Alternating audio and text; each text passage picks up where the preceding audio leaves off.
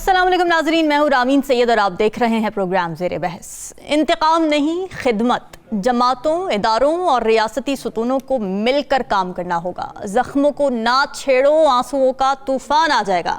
ये क्रक्स है उस तकरीर का जो साबिक़ वज़ीर-ए-आज़म नवाज शरीफ ने 4 साल खुद साख्ता जिलावतनी काटने के बाद पाकिस्तान वापस आकर मीनार पाकिस्तान ग्राउंड में की। नाज़रीन, इस तकरीर को अगर ब्रॉडर पर्सपेक्टिव से देखें तो यूँ महसूस होता है कि नवाज शरीफ साहब माजी की ज़्यादतियों की याद और एहतसाब की ख्वाहिशात अपने सीने में दफना चुके हैं और उनकी तकरीर बड़ी फॉरवर्ड लुकिंग थी, फ्यूचरिस्टिक थी। मौजूदा हालात क्या हैं, उसका ज़िम्मेदार कौन है, आगे क्या करना है, कैसे करना है, ये प्राइमरी फोकस था नवाज शरीफ की तकरीर का।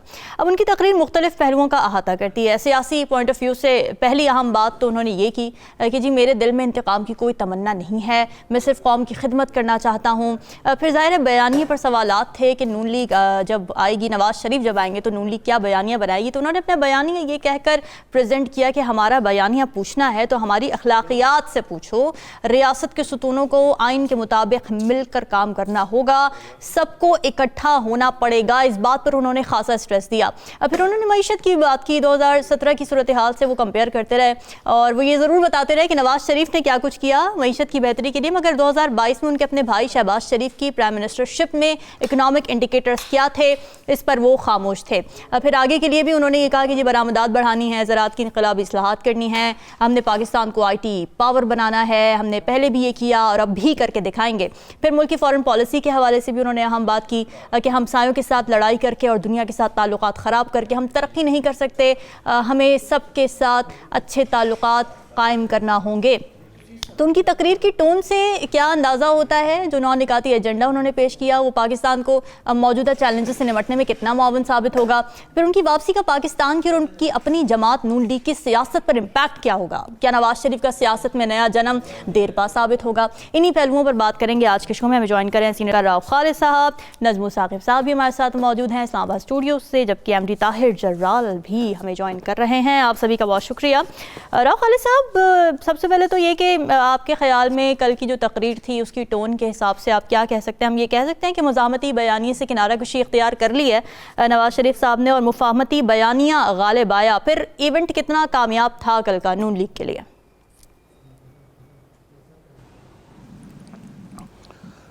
मियां नवाज शरीफ की वापसी इटसेल्फ एक बड़ा इवेंट था।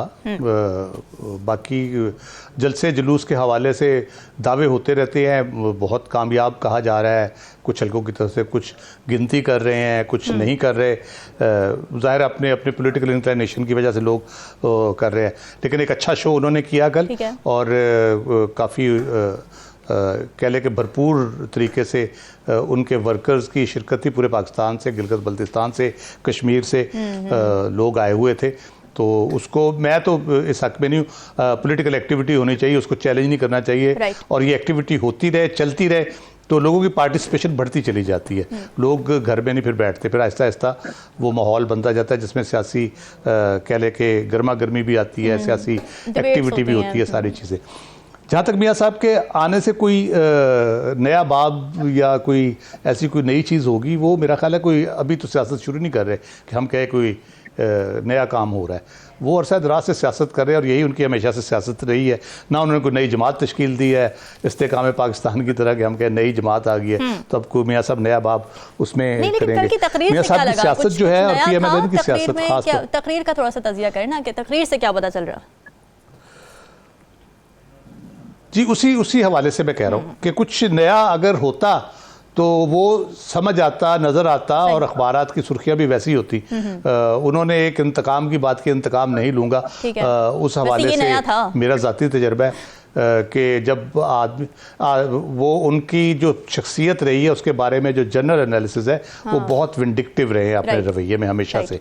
चाहे फैमिली का मसला हो, चाहे सियासी मुखालफिन का मसला हो, चाहे उनके मोहसिनों का मसला हो। इस उम्र में आदतें तब्दील करना इतना आसान नहीं होता। फिर जब आप इतने बकौल उनके खुद इतने मजालिम का शिकार रहे हों उनकी बेटी रही हो, उनके अहलिया इंतकाल फरमा जाए बैरून मुल्क, जब वो जेल में हो, उनको पेरोल पे जाके जनाजा अटेंड करना पड़े।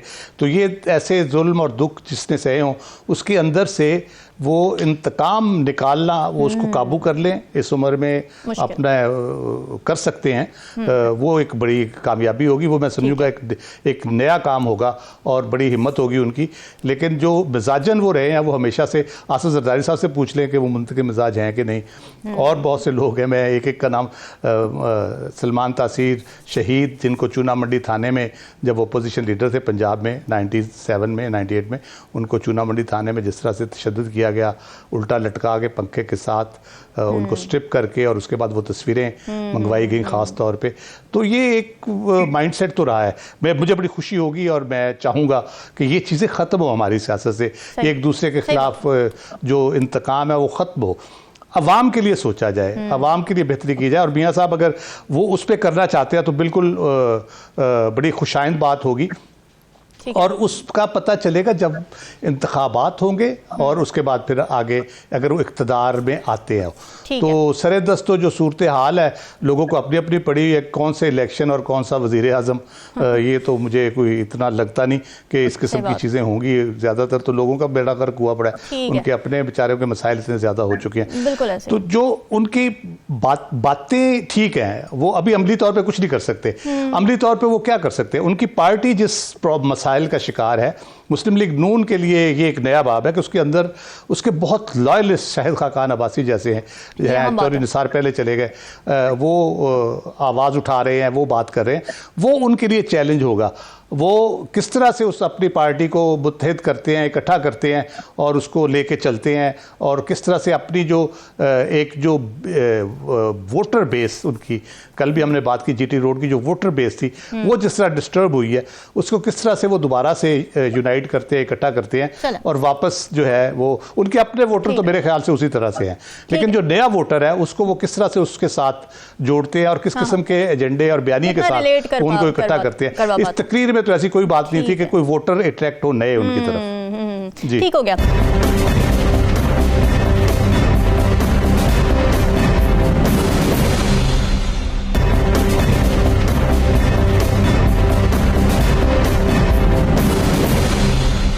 नजमा साकिब साहब, आपको क्या लगता है, पहले तो कल के इवेंट के बारे में भी बताइएगा कि कैसे ऑप्टिक्स थे, फिर दूसरा ये कि जो बयानिया दिया गया, जो टोन थी नवाज शरीफ की, आपको लगता है कि उनके बयानिए में शहबाज शरीफ के बयानिए की झलक नज़र आई कि मिलकर चलना है, इंतकाम नहीं लेना? खुद तो वो ऐसी बातें नहीं करते थे पहले।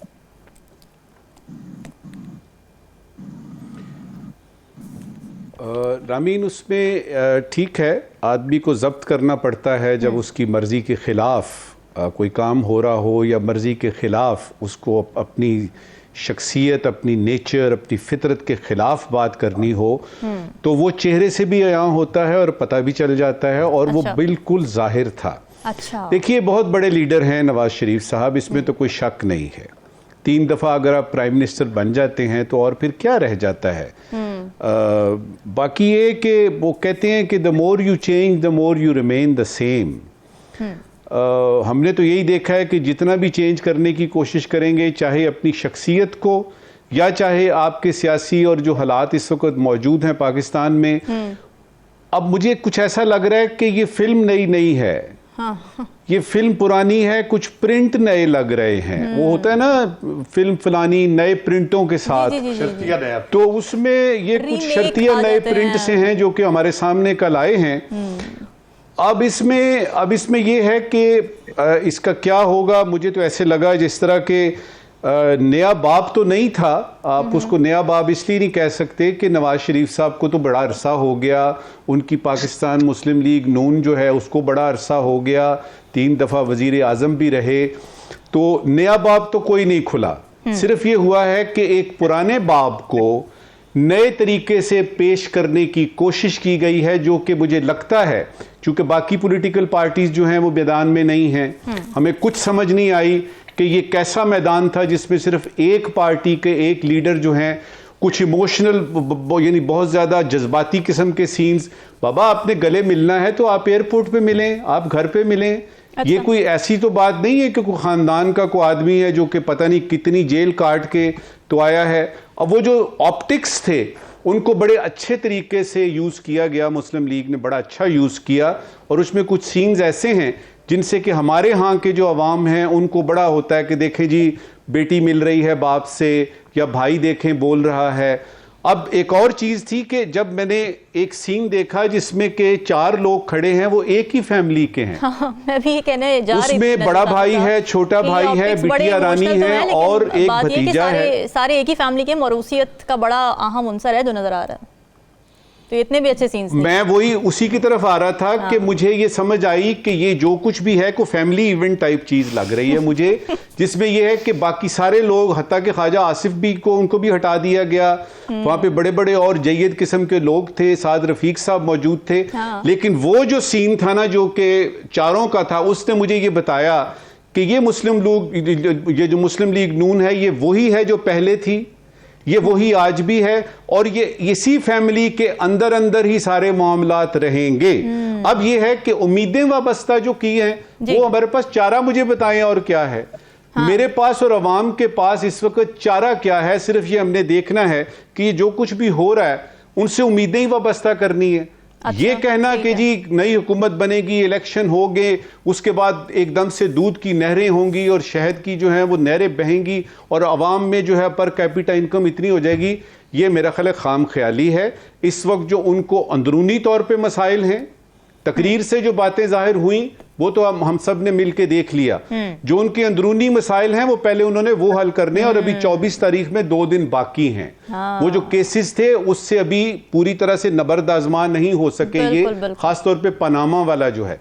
तो अगर आप इसको आप सम अप करेंगी तो मुझे ये लगेगा कि एक एंट्री होनी थी, वो हो गई। देखिए ना कितने अरसे से हम कह रहे थे वो आ रहे हैं, वो आ रहे हैं, वो आ रहे हैं। लेवल प्लेइंग फील्ड उनको मिल गई। अब देखना ये है कि क्या वाकई इलेक्शन टाइम पे होते हैं और क्या वाकई इनकी पार्टी जीतती है कि नहीं। एक चीज बड़ी जरूरी है यहां पे समझनी, उन्होंने इलेक्शन कमीशन ऑफ पाकिस्तान पे सारा कुछ छोड़ दिया।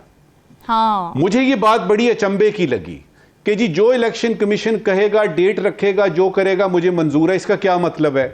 इसका मतलब यह है कि उनको किसी तरीके से ये पता है कि तारीख का तयन करना उनके हाथ में नहीं है। शायद सारा कुछ पहले से तय हो चुका है और एक ग्रैंड अंडरस्टैंडिंग जो हमें नजर आ रही है पिछले कुछ 4 हफ्तों से, उसमें उनको पता है कि उनको खेलने का तो मौका मिला है लेकिन खुल खेलने का नहीं मिला, और उन्होंने उसी चीज को, जिसको के उनके हमायती या हवारी ये कहेंगे कि जी ये मसलहत अंदेशी है, वो जो जबरदस्ती वाला एलिमेंट है, इकराह वाला, वो उन कहेंगे जी मसलहत अंदेशी है। इस वक्त जो है वक्त का तकाजा ये है कि जो हुक्म सादर हो रहा है उसको मिनोअन तस्लीम किया जाए, आगे बढ़ा जाए, और क्या किया जाए, इलेक्शन जीते जाए, प्राइम मिनिस्टर बना जाए। मुझे कहीं पे भी नजर नहीं आ रहा, मुझे कहीं पे भी नजर नहीं आ रहा, and this is very unfortunate कि अवाम कहां पे है आपकी इस तकरीर में।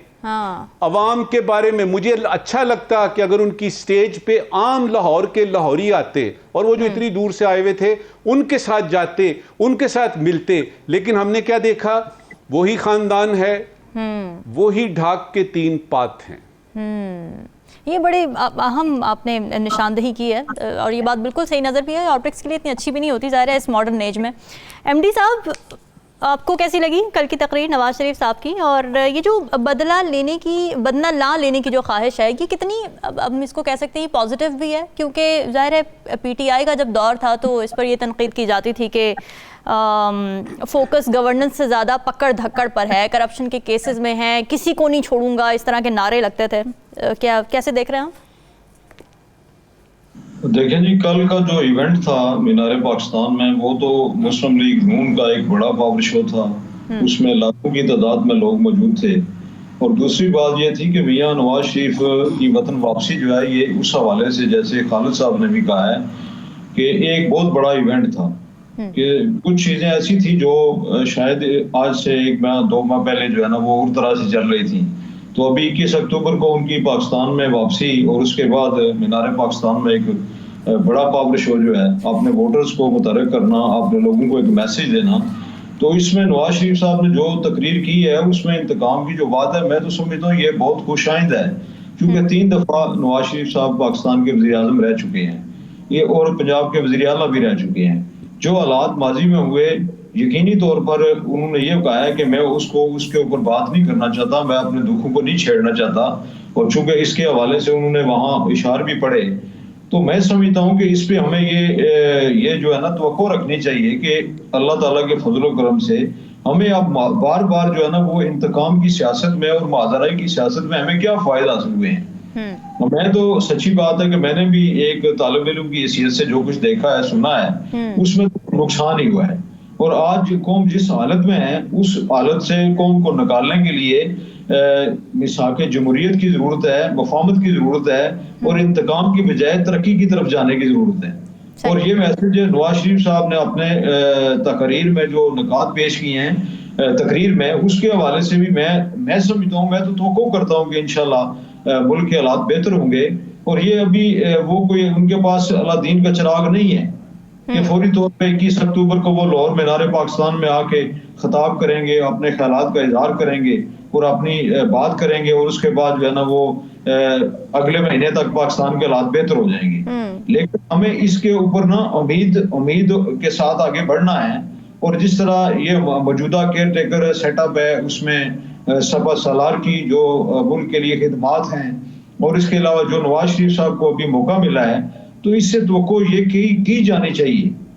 जो अभी माजी के जो किस्से हैं, अगर हम वो छेड़ेंगे कि फलां ने फलां के साथ ये किया, फलां ने फलां के साथ ये किया, तो उस तरह से तो मैं समझता हूँ कि नवाज शरीफ साहब जो हैं ये पाकिस्तान के अंदर यकीनी तौर पर अल्लाह ताला ने उनको इक़्तिदार की जो मनाजिल हैं वहां तक भी, अवामों तक भी पहुंचाया है, लेकिन उनके जख्म जो हैं वो गहरे हैं। अब ज़ाहिर अगर हम जख्मों का हिसाब करना शुरू करें तो फिर तो हालात पाकिस्तान के बेहतर नहीं होंगे, और पाकिस्तान इस वक्त जो है वो इंतकाम की सियासत का मुतामल ही नहीं हो सकता। इसमें कोई भी पार्टी हो, किसी भी पार्टी का कोई भी लीडर हो, सबको चाहिए कि जिस तरह सब पार्टियां, अभी उन्होंने अपनी तकरीर में ये भी बात की है कि मेरी ख्वाहिश है कि हम तमाम जमातें जो है वो मिलके एक मिसाक जमहूरियत करें, और उसके ऊपर मुल्क को, अदारों को एक साथ रख के, अदारे और मुल्क, जब मुल्क के जो लीडर हैं उनके हवाले से उन्होंने बात की है कि जब अदारे और मुल्क के जो लीडर हैं वो एक पेज पे होंगे आपस में, वो तरक्की का अमल तब जाके पाकिस्तान के लिए फायदेमंद होगा। ठीक है। तो कल के हवाले से तो मैं ये कहूंगा, मैंने खुद भी देखा, बड़ा मुशाहिदा किया इस बात का कि इसमें कोई शक नहीं है कि कल बहुत बड़ा एक पावर शो था, और शायद ये पाकिस्तान की तारीख का एक बड़ा 2011 के बाद एक बहुत बड़ा जो है ना वो इवेंट था जो मीनार पाकिस्तान में मुस्लिम लीग नून ने किया। बाकी जहां तक बात है अभी इसमें ये बात कहने की, तो मैं समझता हूँ कि लीडरशिप जो है ना वो ज़ाहिर खानदान के अंदर भी है। पाकिस्तान की तारीख उठा के देख लें, पाकिस्तान में मोरिसी सियासत जो है वो हर जगह मौजूद है, से लेकर ऊपर तक, हमारे यहाँ आजाद कश्मीर से लेकर पाकिस्तान में, पंजाब में, सिंध में, KPK में, बलूचिस्तान में, आप जहाँ भी देखें मारूसी सियासत है। और मारूसी सियासत जो है उसका खात्मा बहुत अच्छी बात है, होना चाहिए खात्मा, हमारे जो नौजवान हैं उनको आगे आना चाहिए, लेकिन उसके लिए भी यकीनी तौर पर जो पार्टियां लोग चलाते हैं उनको फिर तकलीफ भी उठानी पड़ती है, उनको मसाइल का सामना भी करना पड़ता है। तो हमारे लोग जो हैं वो उस हवाले से शायद हालात मुल्क के ऐसे हैं कि जो दरमियाने तबके का लीडर है वो ऊपर तो आ ही नहीं सकता। उसके लिए एक बड़ा सरमाया चाहिए, उसके लिए बड़ा वोट बैंक चाहिए, और यकीनी तौर पर ये जो है ये नवाज शरीफ और उनकी फैमिली में ये चीज मौजूद है कि अगर एक घराने के, अगर एक नवाज शरीफ साहब 3 दफा वज़ीर आज़म बनते हैं, शहबाज शरीफ साहब वज़ीर आज़म बनते हैं, वज़ीर आला पंजाब रहते हैं, हमजा शहबाज जो है वो पंजाब के वज़ीर आला रहते हैं, तो इन चीजों को इस तरह से देखना चाहिए कि अब मुल्क के अंदर जो है जमहूरियत में तो खानदान में भी ज़ाहिर लोग जो है ना वो एक दूसरे के खिलाफ भी होते हैं। आपको पता है जिस तरह ये असद उमर और मोहम्मद ज़ुबैर जो हैं ये अलग अलग 2 जमातों में हैं, तो वो अलग अलग सियासत भी चलती है, इख्तलाफ राय भी होता है। अब नून लीग की बात करें तो नून लीग में शहबाज शरीफ का अलग से बयानिया है, मियां नवाज शरीफ साहब का अलग से बयानिया है, मरीम नवाज का अलग से बयानिया है। ये जमहूरियत की जो है ना, मैं समझता हूँ कि ये ऐसी कड़ियां हैं जिनको मिल के जो है ना पाकिस्तान के हालात को बेहतर करने की तरफ जाना चाहिए। ठीक है नाज़रीन, डिस्कशन का सिलसिला जारी है, वक्त ब्रेक।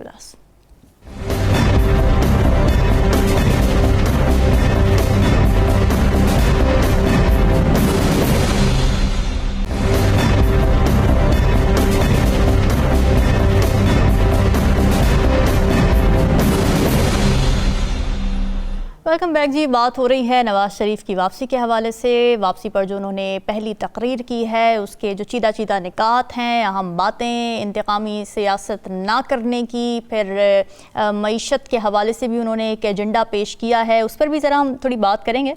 राव खालिद साहब, ये जो बदला ना लेने वाली चीज़ है, ज़ाहिर अच्छी चीज़ है, लेकिन आपको क्या लगता है ये इंक्लूसिव ऑफ पीटीआई होगी या माइनस पीटीआई होगी? सबको जो मिल बैठने की वो बात कर रहे हैं, बिठाने की, एक साथ बातचीत करने की, मुफाहिमत की, मसाइल हल करने की तरफ जाने की, ये इंक्लूसिव ऑफ पीटीआई होगा?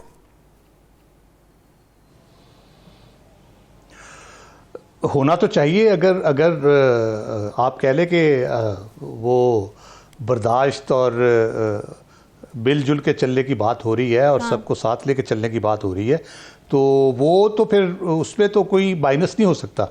उसमें इदारे भी होंगे, उसमें सियासतदान भी होंगे, सियासी जमातें भी होंगी, सबकी होनी चाहिए। इंक्लूसिव जमहूरियत का तो हुस्न ही इंक्लूसिविटी है, उसमें सबका होना चाहिए हिस्सा।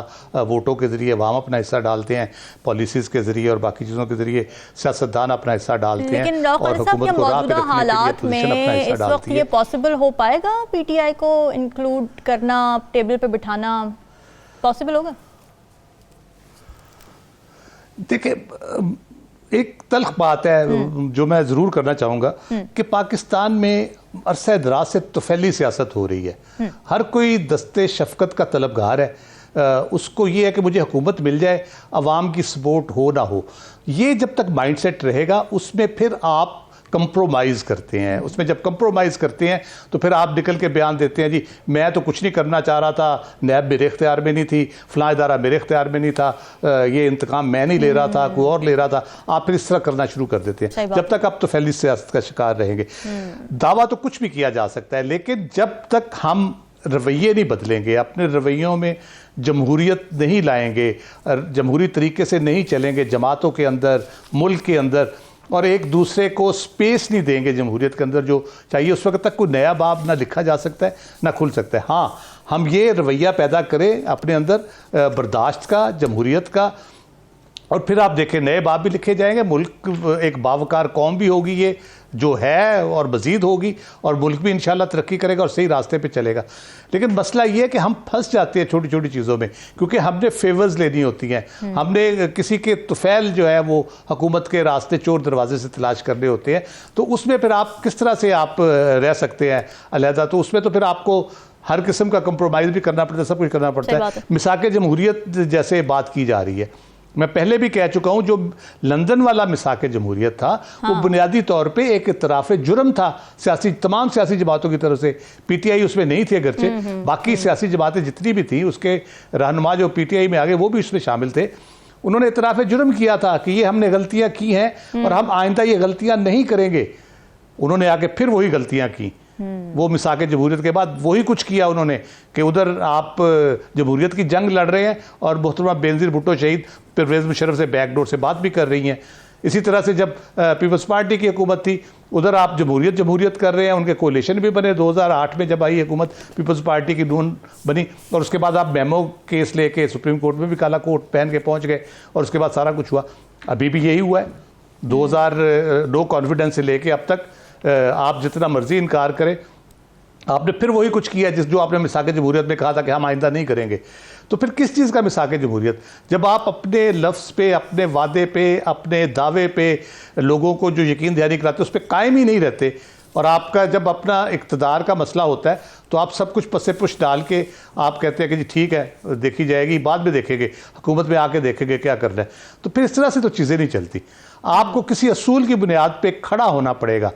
जब तक आप किसी असूल की बुनियाद पे खड़े नहीं होंगे, और जमहूरी असूल की बुनियाद पे खड़ा होना होगा, अवाम पे ट्रस्ट करना होगा, अवाम के वोटों के बुनियाद पे फैसले पे ट्रस्ट करना होगा और उसको मानना होगा, फिर ये मामला ठीक होंगे, फिर ये लड़ाई भी ख़त्म हो जाएगी, फिर एक नॉर्मलसी आ जाएगी सियासत में भी, और ये इंतकाम की सियासत भी दफन हो जाएगी। लेकिन हम नहीं करना चाहते। हर बंदा यही चाहता है, जब वो आता है वो कहता है कुश्तों के पुश्ते लगा दो, मुखालफिन को इस तरह दबा दो।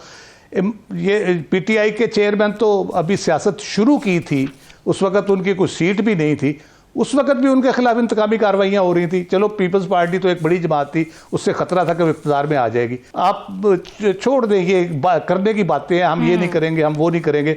कल की तकरीर में मैं बाकी उन्होंने बड़ी अच्छी अच्छी बातें की।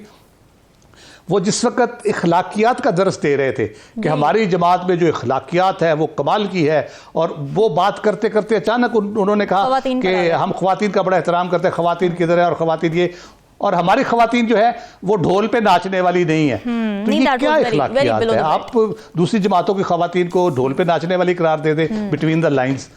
तो ये बातें और होती हैं, अमल और होता है, ज़हन में जो चीज़ें हैं, जो दिल में है वो बाहर रही है। इनका कमाल ये है कि वो लोगों को पता नहीं चलने देते कि उनके अंदर क्या चल रहा है। जी नज़्म साकिब साहब, नवाज शरीफ साहब 3 बार वज़ीर आज़म रहे, तीनों बार उनकी हुकूमत गिरी। उन्होंने कल ये कहा कि मिलकर काम करना होगा। क्या वो ये सबक है जो उन्होंने सीख लिया है? आपको लगता है लॉन्ग टर्म अब वो सिस्टम के साथ सस्टेन कर पाएंगे?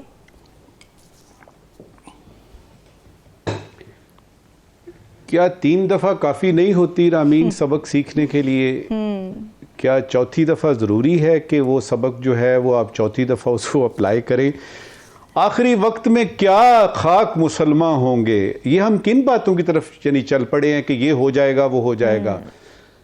अब एक लॉजिक की आपको बात बताते हैं, और उस लॉजिक की बात की बुनियाद पे मैं इस उम्मीद पे हूं कि इस मर्तबा अगर नवाज शरीफ साहब प्राइम मिनिस्टर बने तो वो कुछ नहीं होगा जो उन्होंने माजी में किया। अच्छा, कुछ नया होगा। वो लॉजिक क्या है? जरा थोड़ी मुझे आधा मिनट दीजिए। श्योर। अगर आप 10 अंडे सामने रखते हैं, मैं ये लॉजिक का भी तालिब इल्म हूं ना, जी जी, तो उसमें एक अंडा आप उठाते हैं वो ठीक नहीं है, दूसरा उठाते हैं, तीसरा, 9 के 9 अंडे गंदे हैं, तो लॉजिक आपकी ये कहती है कि 10वां भी गंदा होगा, 10वां भी रॉटन है। एक रिवर्स लॉजिक है, वो ये है कि आपने 9 देखे, वो सारे गंदे निकले, लेकिन शायद ये एक ही था जो ठीक था, तो उसको भी खोल के देख लें। तो लॉजिक ये कहती है कि नवाज शरीफ साहब अगर तो प्राइम मिनिस्टर बन जाते हैं या उनकी पार्टी जो है वो इक्तदार में आती है, तो एक मौका और दे के देख लेना चाहिए। हो सकता है कि ये वाहिद अंडा है जो कि पकाया जा सकता है, जिसका ऑमलेट बनेगा, जो कि अच्छा लगेगा, नाश्ता अच्छा होगा। ये जो इंतकाम की बात आपने की है ना, मुझे तो जाती तौर पे समझ नहीं आई। मुझे तो बिल्कुल समझ नहीं आई कि इशारा किस तरफ था। हाँ। क्योंकि उनके इंतकाम की लिस्ट में जो लिस्ट है वो तो बड़ी लंबी है जी। क्या वो पीपल्स पार्टी की बात कर रहे हैं? क्या वो किसी इदारे की बात कर रहे हैं? क्या वो ये पीटीआई की बात कर रहे हैं, या उस शख्स की बात कर रहे हैं जो इस वक्त जेल में है? किस तरफ कह दिया ना, सबको कह दिया एक ही सेंटेंस में, इंतकाम जो है क्योंकि पता नहीं था, और क्योंकि वो एक बहुत जय्यद किस्म के सियासतदान हैं, उन्होंने इसको गोलमोल ही रखा। तो ये बात बड़ी जरूरी है। सही। अब देखना यह है कि अगर तो इलेक्शन होते हैं, टाइम पे हुकूमत आती है कोई, तो उसमें अंदरूनी तौर पे और फॉरेन पॉलिसी के लेवल पे जो फौरी तौर पे करने वाली चीजें हैं, क्या वो होंगी कि नहीं होंगी? जो मौजूदा निगरान हुकूमत ने एक एजेंडा सेट कर दिया है, चीजें एक तरफ चलनी शुरू हो गई हैं, वो उसकी कंटिन्यूटी होगी, या नवाज शरीफ साहब ये बताएंगे कि मैं अब आ गया हूं? फॉरेन पॉलिसी में खास तौर पे 2 चीजें अगर खत्म हो जाती हैं रामीन जी, कोई नई हुकूमत आती है, सिर्फ इन 2 चीजों पे फौरी तौर पे काबू पाना है, और उसमें से नंबर 1 है महंगाई। मेरे अवाम पिस गए हैं, यकीन कीजिए, अब तो उनकी आवाज भी नहीं निकल रही। तो पहली चीज हुई महंगाई और दूसरी चीज हुई दहशतगर्दी। ये 2 चीजें हैं जिनकी तरफ के निगरान हुकूमत ने कोशिश की हुई है। आपको पता होगा ये स्मगलिंग का रोकना, डॉलर पे हथौड़े वगैरह वगैरह, बिजली चोरों के आगे पीछे भागना, और उसके बाद ये है कि फॉरेन पॉलिसी में जो एक खास किस्म की हमें नजर आया है कि जी मसलहत को देखा जाए, बजाय इसके कि एकदम से कहें जी हम अपनी फौज भिजवा रहे हैं फलस्तीन में, तो जरा देखा जाए कि माहौल कैसा है, क्या इसकी कंटिन्यूटी होगी, और क्या ये 2 चीजें जो हैं ये तो वक्त बताएगा, क्योंकि बाकी सारे एजेंडे एक तरफ रहे। यकीन कर लीजिए कि जो नई हुकूमत आएगी, कोई भी आएगी। और एक और आपको इतला दूं, कल का जो शो था जी, उससे मुझे एक डाउट जो मेरे दिमाग में शक था वो दूर हुआ। क्या? आइंदा आने वाली हुकूमत एक मखलूत हुकूमत होगी। अच्छा? Full stop. और उसमें चूंकि उन्होंने कह दिया सबसे मिलने का चलने का इंदिया दे दिया, तो मखलूत हुकूमत तो आपकी बिल्कुल यूं समझिए कि नविश्ता दीवार है। एक मसला है सिर्फ उसमें कि वो जो इस वक्त जेल में है, उसने पहले 4 साल जो उसके इक़्तिदार में रहे, उसने किसी से बैठ के बात नहीं की। उसने सोलो फ्लाइट की और सोलो फ्लाइट पे ही बिलीव करता है। मुझे अब ये शक है, मुझे कुछ थोड़ा सा जो है ना वो भरोसा नहीं है इस बात पे कि अगर ये ग्रैंड किस्म की जो रेकन्सिलिएशन प्रोसेस शुरू हुआ है, जिसका कि इंडिया नवाज शरीफ साहब ने भी कल दिया कि सबको मिलके बैठना चाहिए, तो क्या पीटीआई के चेयरमैन उस महफिल में बैठेंगे? तायीद करना तो बाद की बात है, क्या वो उस महफिल में बैठेंगे जिसमें कि नवाज शरीफ साहब बैठे हैं, आसिफ अली जरदारी? याद है आपकी वो उन्होंने कि तुम मेरी शिस्त में हो, मेरी बंदूक की नाल तुम्हारी तरफ है। तो उसमें देखना अब यह है कि क्या ये ग्रैंड अलायंस जो बनने जा रही है, मखलूत हुकूमत के जो खदोखाल तैयार हो रहे हैं, उसमें जो एक मेन कैरेक्टर है जो कि इस वक्त जेल में है, उसको किस तरह से राजी किया जाएगा? शेख रशीद साहब कहते रहे कि मैं कोशिश करूंगा ये वो। उस शख्स को जो लोग जानते हैं उनको ये पता है कि ये अकेला ही आएगा, अकेला ही रहेगा, और अगर कोई चेंज आना है, वो आपने कहा ना कि कोई नया सियासी चेंज, तो मेरे नजदीक ये चेंज होगा कि इमरान खान साहब भी उस महफिल में मौजूद हैं और वो कह रहे हैं कि चलिए हम सब मिलके एक साथ चलते हैं। चलें देखते हैं, तो आने वाला वक्त बताएगा। लेकिन एमडी साहब, मखलूत हुकूमत बनते देख रहे हैं आप? क्योंकि पीपल्स पार्टी तो अब तनकीद करती नजर आ रही है ना नून लीग में। पहले तो उन्होंने ये कहा कि जी नवाज शरीफ एक शख्स की वजह से इलेक्शंस को डिले किया जा रहा है। फिर कल की तकरीर पर भी उन्होंने तनकीद की, कह के कि जी इलेक्शंस की तो उन्होंने कोई बात ही नहीं की, इलेक्शन कमीशन पर डाल दिया, जब वो डेटा अनाउंस करेंगे तब इलेक्शन होंगे। तो आपको लगता है कि पीपल्स पार्टी भी मिल बैठने को तैयार होगी नून लीग के साथ? पीटीआई को तो चलें छोड़ें। देखें जी, बिल्कुल ये बात नजमुल साकिब साहब की जो मुझे भी नजर आ रही है कि आने वाले इलेक्शन के बाद जो है वो पाकिस्तान के अंदर फेडरल सतह पे भी एक मखलूत हुकूमत होगी। अच्छा। और उसमें मेन जो शेर है वो मुस्लिम लीग नून का होगा। और प्राइम मिनिस्टर के हवाले से तो मैं बात नहीं करता, कल स्टेडियम में मीनार पाकिस्तान में नारे तो लगे हैं वज़ीर आज़म नवाज शरीफ, ठीक है। इसके अलावा पंजाब का सेटअप भी आपको पता है, इंशाल्लाह ये जो वक्त आने वाला इलेक्शन में वो चीजें सामने आ जाएंगी। लेकिन ये बात जो है ना वो अभी मैं उसके हवाले से यही बात करूंगा कि आने वाले वक्तों में ये मंजर नजर आ रहा है कि हमारी जो है ना पाकिस्तान की हुकूमत जो है वो मखलूत हुकूमत होगी। अच्छा। और पीपल्स पार्टी के अभी जो सेक्रेटरी इत्तलात हैं फैसल करीम पुंडी साहब, उनका भी बयान जो है ये नवाज शरीफ के खिलाफ आया है कि एक मुजरम को प्रोटोकॉल दे के स्टेडियम में उसमें पाकिस्तान में लाया गया है। तो ये तो ज़ाहिर सियासत में बयानात जो है ना, इससे पहले आप पूरी तारीख उठा के देख लें, वो सारी चीजें हैं कि मैं इसका पेट फाड़ूंगा, इसको ये सारी चीजें चलती रहती हैं। और जब परफॉर्मेंस की बात आती है तो अभी नवाज शरीफ साहब ने कल की तकरीर में भी ये कहा है कि मैं सोलो फ्लाइट जो है ना उससे निकल गया, अब इज्तिमाई सोच की तरफ जाएंगे हम और उसमें लोग बैठेंगे। तो मेरा जो वजदान कह रहा है उसमें यह है कि पीटीआई की लीडरशिप भी होगी और वो सेकंड लीडरशिप मैं जो देख रहा हूँ उसमें शाह महमूद कुरैशी साहब ये रोल प्ले करेंगे। अच्छा। और इसमें परफॉर्मेंस के जो दायरा बनेगा उसमें शाह महमूद कुरैशी साहब का रोल होगा। बाकी जो है ना वो चेयरमैन पीटीआई उनके बारे में तो मैं बात नहीं करूंगा, वो ज़ाहिर उनका पार्टी का मामला है, वो बेहतर समझते हैं उसको किस तरह करना है। लेकिन एक जो है ना परफॉर्मेंस की बात है, देखें मोहतरमा, बात यह है कि हमने बहुत सारे हालात देखे हैं पाकिस्तान के अंदर, माजराई ने और लड़ाई ने और इंतकाम की सियासत ने बहुत सारा नुकसान कर दिया है। चाहे वो के दायरे, आप सियासत की बात करें, सियासत में इंतकाम नहीं है, सियासत में माजराई नहीं है। आप बाकी अदारों को भी देख लें, उनकी हालत भी अभी चंद माह पहले तक और इससे पहले भी जो आपने देखा है, मैंने देखा है, उसमें माजराई और इंतकाम नजर आया है। एक दूसरे लाइकिंग और डिसलाइकिंग का जो हमारा मेयार है उसकी वजह से बहुत सारी चीजें लूज की हैं।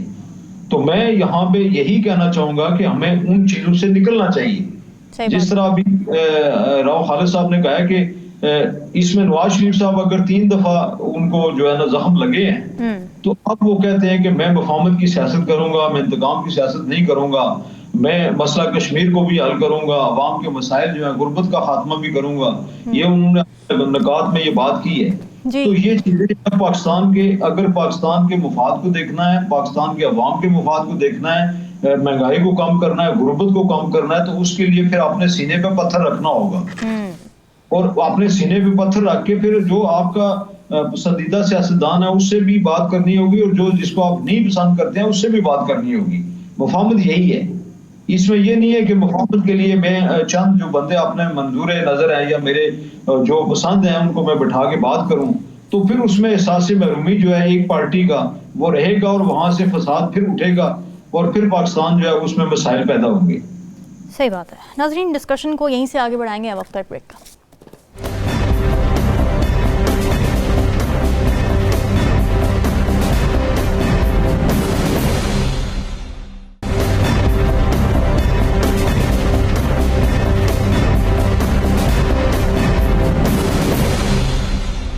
वेलकम बैक नाजरीन। नवाज शरीफ की तकरीर के अहम निकात हम डिस्कस कर रहे हैं। राव खालिद साहब, ज़ाहिर नवाज शरीफ साहब ने कल मईशत की बात की, और ज़्यादातर हमने देखा कि वो कंपैरिजन 2017 से कर रहे थे।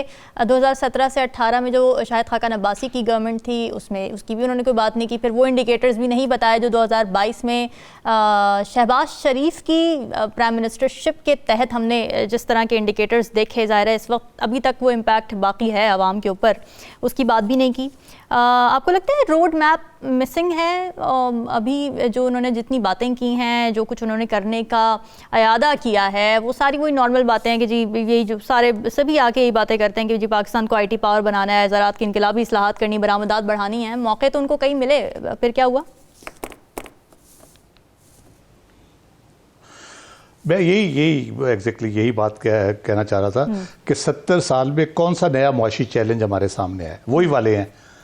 क्या हमने दुरुस्त करने की कोशिश की, कोई ऐसी पॉलिसी दी, कोई ऐसी चीज़ की कि वो सस्टेनेबल तरीके से हम आगे बढ़ सके, आगे चल सके? तो वो कुछ भी नहीं हुआ। वो तो उसी तरह सारा कुछ चल रहा है। हमारे यहाँ जो सबसे बड़ा चैलेंज रिसेंट हिस्ट्री में आया है वो कोरोना के दौरान था, जहाँ पूरी दुनिया की इकॉनमीज इफ़ेक्ट हुई, पूरी दुनिया में प्रॉब्लम्स आई, और एनर्जी वो सप्लाई का सुपर साइकिल जो था वो डिस्टर्ब हुआ, और उसकी वजह से दुनिया भर में महंगाई भी हुई। उसको हमने टैकल किया। मेरा ख्याल है वो एक पाकिस्तान की तारीख में आप कह सकते हैं कि एक ऐसा चैलेंज था जिसको पाकिस्तान ने सबसे मौसर, मिस्र और पाकिस्तान का नाम लिया जाता है, जिन्होंने सबसे मौसर तरीके से उसको टैकल किया जी। उसके बाद दुनिया भर में रिकवरी हो रही है, अफरात-ए-ज़र नीचे जा रही है, मामला बेहतर हो रहे हैं। पाकिस्तान में ये जो सुपर साइकिल है महंगाई का और सप्लाई का, ये ख़त्म होने में नहीं आ रहा। हमारे यहाँ ऐसा कौन सा काम हो रहा है, मुझे तो समझ नहीं आई। मैं तो हमारे इक़्तिसादिया से भी पूछा है कि वो मुझे समझा दे कि पाकिस्तान में अफरात-ए-ज़र बढ़ रही है, खित्ते में भी कम हो रही है, दुनिया में भी कम हो रही है, और 2-3 साल से ये ट्रेंड चल रहा है। पाकिस्तान में ऐसा क्या हो रहा है कि पाकिस्तान में महंगाई काबू में नहीं आ रही? तो ये पहले तो उस बीमारी को ढूंढना पड़ेगा ना कि बीमारी है क्या बुनियादी तौर पे, फिर उसका इलाज होगा।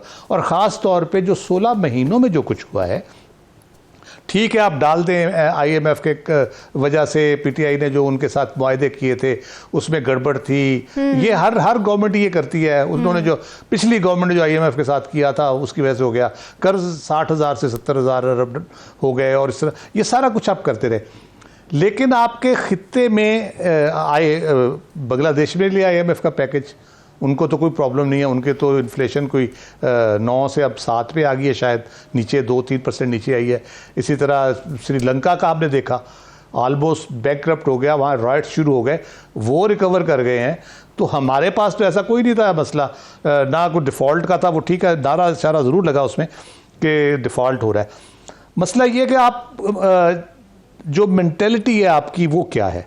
अगर तो आप कमीशन एजेंट के तौर पे काम कर रहे हैं, आपने ये देखना है कि कौन से प्रोजेक्ट करूंगा तो मुझे कमीशन ज़्यादा मिलेगा, कौन से करूंगा तो उसमें नहीं मिलेगा। अवाम की बेहतरी के प्रोजेक्ट्स कौन से हैं, मेरी बेहतरी के प्रोजेक्ट्स कौन से हैं, मेरी सियासत किस प्रोजेक्ट से लैपटॉप से ज़्यादा बेहतर चलेगी या ह्यूमन डेवलपमेंट से ज़्यादा बेहतर चलेगी।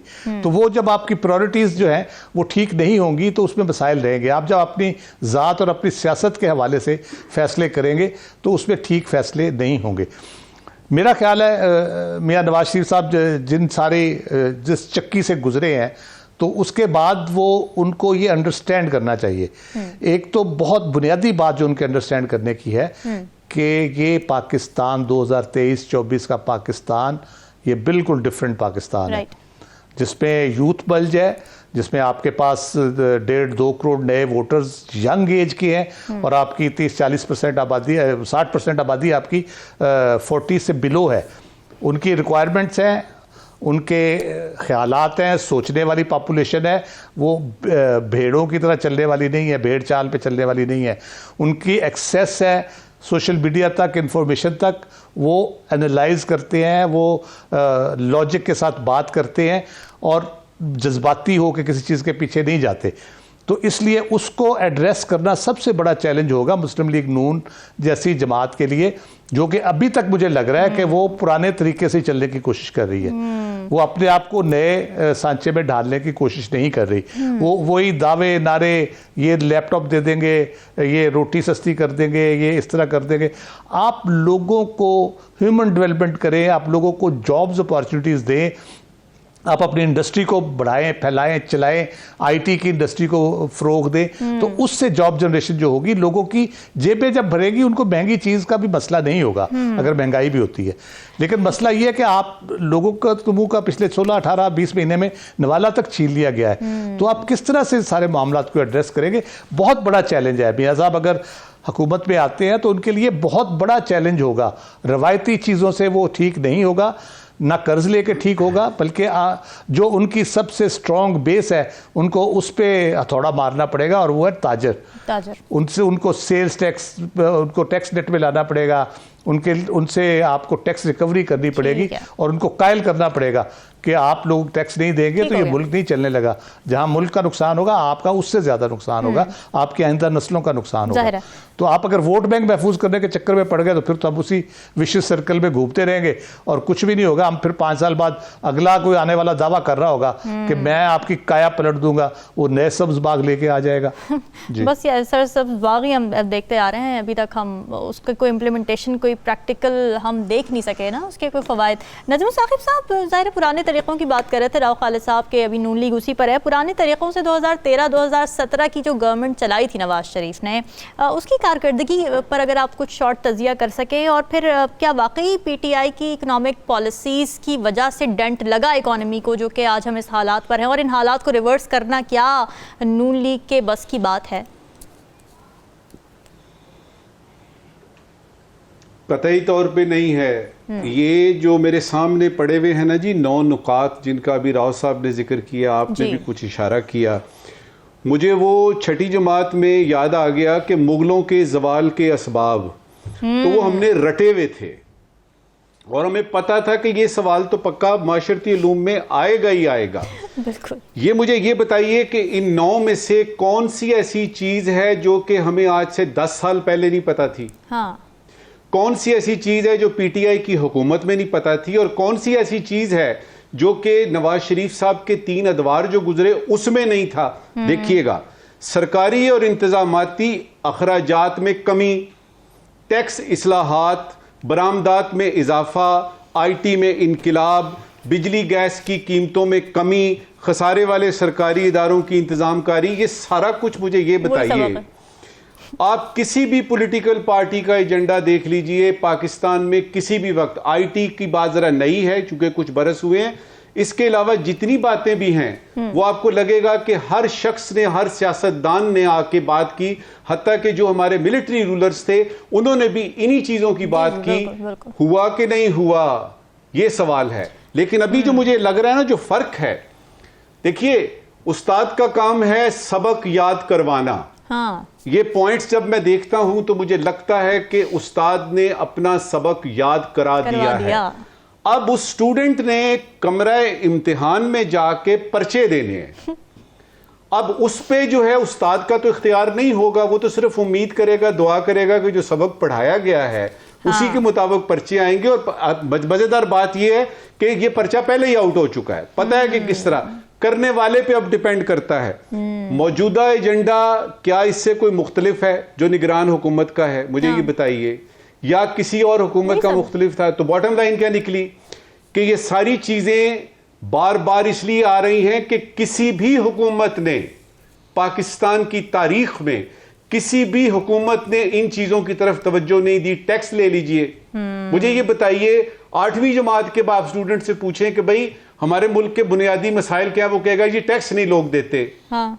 तो ये कोई नई चीज है? ये नई चीज नहीं है। नई चीज रामीन उस वक्त होगी अगर इन एजेंडों में आपने दहशतगर्दी भी शामिल कर ली, और ये सारा कुछ महंगाई से रिलेटेड है ना ज्यादातर, और आपकी जो फॉरेक्स की सिचुएशन है वो बेहतर होगी। इसमें फॉरेन पॉलिसी नहीं है, लेकिन ये सारे के सारे जो हैं ये इंतजामी अमूर जिसको हम गवर्नेंस कहते हैं, हमारे पाकिस्तान में मसला ही बुनियादी गवर्नेंस का है। आपको एक सीट पे बिठाया जाता है, आप अपने यानी जो करीबी रहने वाले उनको नवाजते रहते हैं, और उसके बाद जो अवाम है फिर से यानी एक दफा उस चक्कर में आ जाती है, उस विशियस सर्कल में। मेरी दुआ है कि सियासतदान इस वक्त वाकईतन इस कड़वे घूंट को पिएं। ठीक है, जरदारी साहब हो जाएं, आप उसमें इमरान खान हो जाएं, उसमें आप नवाज शरीफ को ले लें, उसमें मौलाना साहब को ले लें, सारे लोग इस कड़वे घूंट को एक तरफा पी लें कि हम सब ने मिलके हुकूमत बनानी है, मिलके चलना है, और हिस्सा बकदरे जुस्सा आपको मिल जाएगा। 2 मिनिस्ट्रियां आपकी, 4 आपकी, 6 आपकी। असल बात यह है कि जो उसके बाद शुरू होगी, क्या आप सारे मिलके एक मखलूत हुकूमत में इस बड़े से एजेंडे पे काम कर सकते हैं कि नहीं?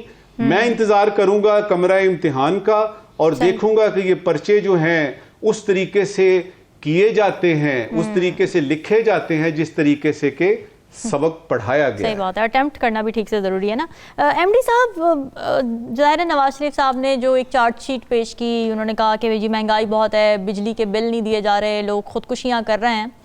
असद कैसर साहब ये कहते हैं कि नवाज शरीफ की तकरीर अपने ही भाई के ख़िलाफ़, जो 16 माह की हुकूमत थी उसी के ख़िलाफ़ चार्टशीट है। आप अग्री करते हैं इस बात से? एक बिल भी आपने देखा होगा, बिजली का एक बिल उन्होंने लहराया कि इसमें 2017 में इसमें 1700 कुछ रुपए इसका इतने यूनिट्स की लागत थी, और आज जो है ना वो 15,826 रुपए इसकी लागत आ गई है। तो उसमें जाहिर है कि वो अपनी बात कर रहे हैं 2017 से, और 2017 के बाद जो हालात हुए हैं, अभी ये नजम साकिब साहब ने बड़ी जबरदस्त बात की है कि उस्ताद जो है उन्होंने सबक तो रिटाया है, लेकिन कमरा इम्तिहान में जाके बैठ के क्या हल करना ये तो शागिर्द पे डिपेंड करता है। हमने तो माजी में देखा है कि उस्ताद जो थे वो बड़े मेहरबान थे, उन्होंने बहुत कुछ सबक पढ़ाया था, और उससे ये भी निकला था कि हम 50 लाख घर बनाएंगे, हम करोड़ों नौकरियां देंगे, बाहर से लोग आके पाकिस्तान में जो है ना वो जॉब्स उनको मिलेंगी। लेकिन यह है कि वो मुकम्मल तौर पे वो जो शागिर्द थे वो उसमें फेल हो गए। अब ये है कि ये तो 21 अक्टूबर का जलसा जो है, इसमें उनकी ज़ाहिर है कल भी उन्होंने इसका इज़हार भी किया कि मैं 6 साल के बाद तकरीर कर रहा हूँ। तो मुझे तो तवक्को है और उम्मीद भी रखनी चाहिए कि हम बेहतरी की तरफ जाएंगे। इसमें कोई शक नहीं कि हमें एक दूसरे की टांगें खींचने की बजाय एक दूसरे का हाथ पकड़ना चाहिए, और हाथ पकड़ के अगर हम चलेंगे, एक साथ बनाएंगे, तो एक साथ बनाएंगे तो पाकिस्तान ही ऊपर आएगा, पाकिस्तान के अवाम को उसका फायदा होगा। सियासत जो है आप देखेंगे, अगर ये मिसाके जमहूरियत करते हैं, जिस तरह खालिद साहब ने कहा कि एतराफ़ जुर्म था कि हमने जो माजी में गलतियां की हैं उससे बड़े नुकसानात हुए हैं।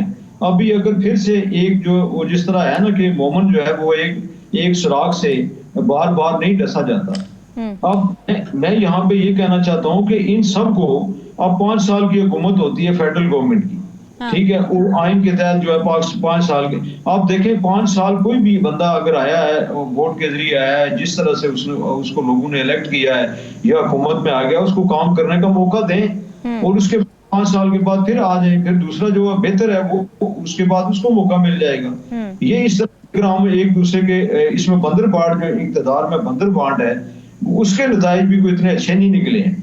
उसकी पार्टियां जो है वो अभी पिछली हुकूमत में आपको याद होगा कि बिलावल भुट्टो साहब जो है वो वज़ीर ख़ारजा थे पाकिस्तान के, और वो वज़ीर आज़म शहबाज शरीफ के खिलाफ कभी कभी कोई बयान ऐसा उनके खिलाफ दे दिया करते थे, तो जिससे जो है ना वो फेडरल गवर्नमेंट जो है उसकी जो ताकत है उसका जो, लेकिन जरार साहब यही चीज़ तो फिर पीटीएम ने भी की ना, जो पीटीआई की हुकूमत जिस तरह गिराएगी नो कॉन्फिडेंस मोशन के। बिल्कुल मैं आपसे एग्री करता हूँ, वो हालात के मुताबिक उन्होंने जो भी किया वो भी आइंदा के लिए इसको मिसाल नहीं बनाना चाहिए, और इसमें हमें जो भी जमात जितने ज्यादा वोट लेके आती है, जितनी ज्यादा सीटें लेके आती है, उसको जमहूरी तरीके से अपनी हुकूमत बनाने का हक मिलना चाहिए, और उसके बाद उसको परफॉर्म करने का मौका मिलना चाहिए। लोगों के लिए वो क्या एजेंडा लेके आते हैं। अगर लोगों की वो बेहतरी और भलाई करेंगे तो लोग उनको फिर जो है ना वो लेके आएंगे। अगर वो लोगों की भलाई और बेहतरी नहीं करेंगे, जो बात यहाँ करने की है वो ये है कि अभी पाकिस्तान जिस मुश्किल सूरत हाल में है उसमें यही है कि सब हमारे जो जितने भी कौमी लीडर्स हैं उनको दानिशमंदी का मुजाहरा करना चाहिए, उनको अपने आवाज पे कंट्रोल रखना चाहिए, जज्बात पे कंट्रोल रख के मुल्क के लिए सोचे, अवाम के लिए सोचे। ठीक और है। उसमें अदारों के बारे में भी उनकी जो है ना वो आइन के तहत, अभी आइन के अंदर रह के जो भी अदारा है उसकी जो ड्यूटी है, जो जिम्मेदारी है वो उसकी करनी चाहिए। अभी बिल्कुल ठीक है, बिल्कुल ठीक है। टाइम खत्म हो गया है नाज़रीन, देखते हैं नौनिकाती एजेंडा तो आ चुका है, इस पर इम्प्लीमेंटेशन किस हद तक होती है आने वाला वक्त ही बताएगा। हमें दीजिए इजाज़त, अल्लाह हाफ़िज़।